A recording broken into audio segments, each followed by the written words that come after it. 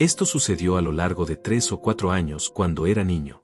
No recuerdo exactamente cuándo tuve la primera, pero empecé a tener esta pesadilla recurrente, medio lúcida, quizá una vez cada 2 meses.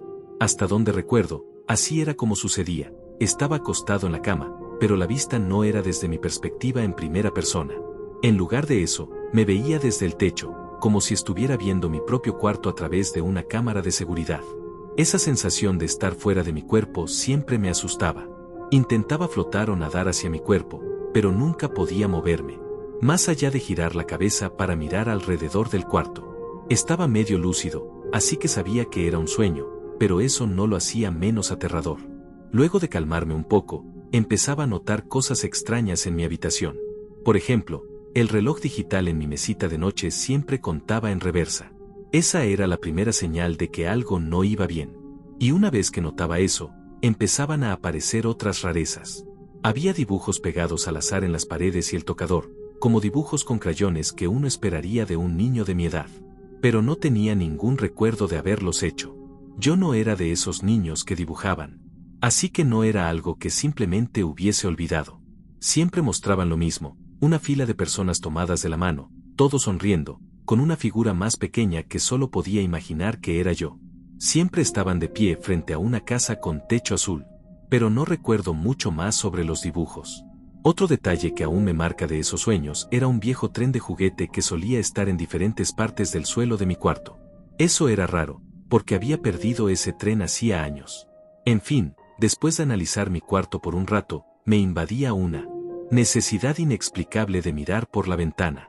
Giraba la cabeza y, como si estuviera programado, aparecía un hombre a pocos centímetros del vidrio. Tenía el pelo corto y canoso, y parecía tener un corte en la sien izquierda. Honestamente, eso es todo lo que recuerdo de su cara. Me observaba dormir por unos segundos, y luego comenzaba a arañar la ventana, como si intentara abrirla desde afuera. Generalmente era en ese momento cuando me despertaba. A veces corría inmediatamente a la ventana, otras veces estaba demasiado aterrorizado para moverme. Pero siempre terminaba revisando, de una forma u otra. No sé qué esperaba encontrar. Tal vez marcas de garras o una mancha donde había estado su mano, pero nunca había nada ahí.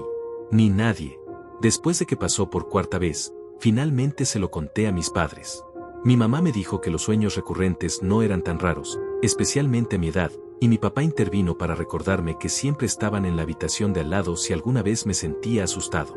Asentí y fingí que eso ayudaba, pero no fue así. No realmente. Mi papá notó que seguía asustado, así que me tomó de la mano y salimos a revisar el exterior de la casa. No había indicios de que alguien hubiese estado allí. No había huellas, ni manchas en la ventana, nada. Aún así, eso no me tranquilizó tanto como uno pensaría. Ten en cuenta que esto ya llevaba un año, y estaba teniendo ese sueño más o menos cada 3 meses. No era todas las noches, ni cerca, pero tener exactamente el mismo sueño 4 veces definitivamente significaba algo, y yo lo sabía incluso a esa edad. Pero después de ese 4.º sueño, se detuvieron. Por un tiempo, al menos. Pasaron casi 6 meses sin un solo episodio. Y en algún momento, me permití creer que había terminado. Todo simplemente se desvaneció al fondo, como suelen hacerlo los miedos de la infancia cuando la vida vuelve a la normalidad. Pero luego volvió. No tengo idea de qué lo desencadenó. Pero una noche cualquiera, tuve el sueño otra vez. Todo era exactamente igual a como lo recordaba. El reloj, los dibujos, el tren, todo. Pero había algo diferente en ese sueño que me aterraba el doble que los anteriores. No lograba identificar qué era. Todo seguía la misma secuencia. Pero entonces, mientras miraba alrededor del cuarto, me di cuenta de qué era. Mi ventana estaba abierta. En cuanto vi eso, me desperté. Hubo un periodo de unos 5 minutos, en los que no podía moverme. Parálisis del sueño completa. Y no era pasiva. Mi cerebro me gritaba que revisara la ventana, pero no podía sacarme de la cama por más que lo intentara. Además, sentía un frío intenso, como si el aire helado entrara por la ventana, que estaba convencido de que estaba completamente abierta. Esos 5 minutos fueron el tipo de miedo más puro que he sentido en mi vida. Todo lo que podía pensar era que ese hombre estaba a punto de trepar por mi ventana. Y no podía hacer nada. Cuando finalmente recuperé el control de mi cuerpo, me obligué a acercarme a la ventana, solo para confirmar que estaba cerrada con seguro. No pude volver a dormir esa noche. Estaba demasiado asustado. No sé cómo logré funcionar al día siguiente. Pasaron un par de meses más, pero ya no me iba a dejar engañar. Cada noche, antes de dormir, pensaba en el sueño en un intento por prepararme mentalmente. No sé si eso tiene sentido, pero esperaba que mantenerlo presente en mi mente me ayudara a no tener tanto miedo si volvía a ocurrir. Para mi sorpresa, esa técnica funcionó. La siguiente vez que lo tuve, ni siquiera me asusté tanto, ni revisé la ventana al despertar. Y con el tiempo, ya casi no me daba miedo. Aún así, algo persistía. No en forma de terror, pero sí lo suficiente como para querer hablarlo nuevamente con mis padres.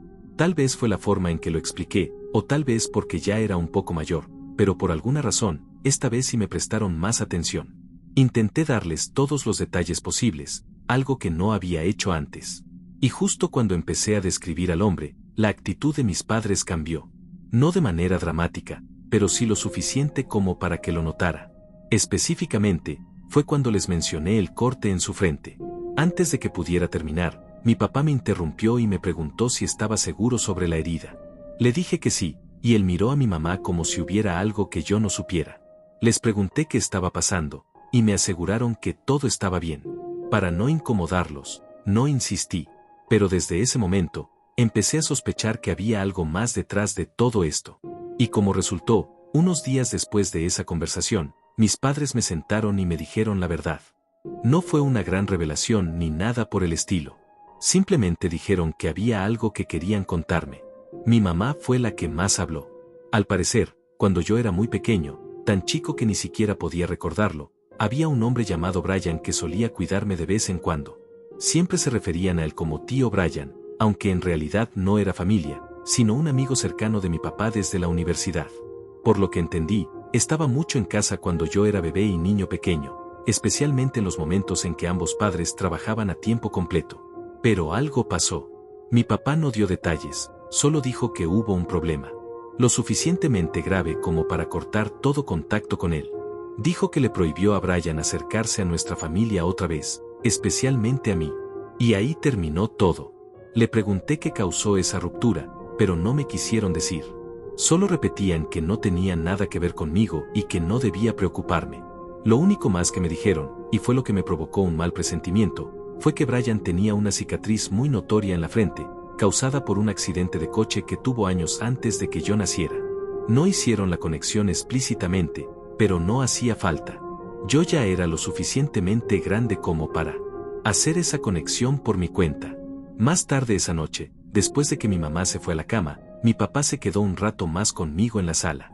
Podía notar que quería decir más, como si no hubiera quedado del todo conforme con la conversación anterior. Después de unos momentos de silencio, me dijo su teoría. Creía que los sueños eran la forma en que mi cerebro intentaba procesar algo enterrado muy profundo. Algún recuerdo de cuando era muy pequeño, antes incluso de poder formar oraciones completas. Me mencionó lo cercano que aparentemente había sido yo con Brian. Cómo lloraba cuando él se iba, cómo. Yo siempre quería que él fuera quien me leyera para dormir. Mi papá dijo que no podía pensar en otra forma en la que yo supiera de la cicatriz en la frente de Brian. Yo no sabía qué pensar al respecto. No tenía ningún recuerdo de esa persona. Incluso hoy en día, no puedo recordar una sola imagen con él. No me quedó otra opción más que seguir con mi vida, con sueños recurrentes o no. Pasaron otros cuantos meses. Estoy haciendo mi mejor esfuerzo por describir la línea de tiempo con precisión, pero es difícil recordar exactamente cuánto tiempo pasaba entre cada sueño. Dicho eso, la frecuencia bajó después de hablar con mis padres. Solo tuve el sueño una o dos veces durante el siguiente año. Pero las cosas dieron un giro muy oscuro en algún momento del cuarto año. Una noche, después de despertar de uno de esos sueños, miré hacia mi ventana por costumbre. Y esta vez, realmente vi que algo se movió. Fue apenas un destello, pero estoy 100% seguro de que algo se movió justo afuera de mi ventana. Y en ese instante, todo el miedo que llevaba años intentando superar volvió con fuerza. Fue incluso peor. Me levanté de un salto de la cama y grité por mis padres, quienes me tomaron muy en serio. Mi papá salió corriendo descalzo mientras mi mamá me abrazaba con fuerza. Eventualmente, mi papá regresó y comenzó a susurrarle cosas a mi mamá. Me dijeron que me quedara quieto mientras llamaban a la policía. Les hice caso y me quedé en su cuarto, aunque no recuerdo haber oído sirenas ni ninguna otra voz más que la de ellos esa noche. Mi papá insistió en que todo estaba bien y que la policía se encargaría de todo. Al día siguiente, me confesó que había visto lo que creía que eran huellas muy tenues bajo la ventana de mi cuarto. Le pregunté si pensaba que había sido Brian, y me dijo que eso era imposible, ya que nos habíamos mudado y Brian no sabía dónde vivíamos. Mi papá me prometió que nunca iba a pasar nada malo, y al final, tuvo razón. Nunca volví a tener ese sueño.